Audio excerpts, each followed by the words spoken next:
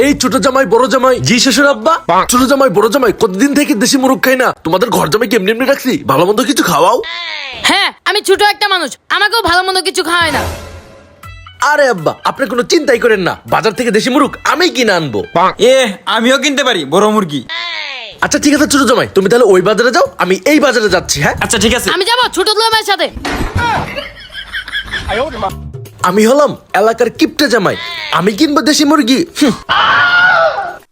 আজকে মুরগি কেনা বাদ, বড় জামাইকে নজরে রাখবো। হ্যাঁ ঠিক ঠিক। আরে এইটা কি?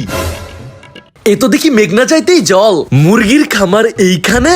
আমি হলাম কিপটা জামাই, শ্বশুরের জন্য মুরগি চুরি করব। আজকে দেখেই ছাড়বো বড় ভাই কি করে। পিছনে কেউ নাই তো? এই লুকা লুকা, পিছনে দেখি কেউ নাই, যাই এখন। দেখ দেখ, বড় জামাই মনে হয় মুরগি চুরি করতেছে। আজকে হাতে নাতে বড় ভাইকে ধরবো। হ্যাঁ, চল। চলো চলো। আমার শ্বশুরের জন্য মুরগি চুরি করেই ছাড়বো।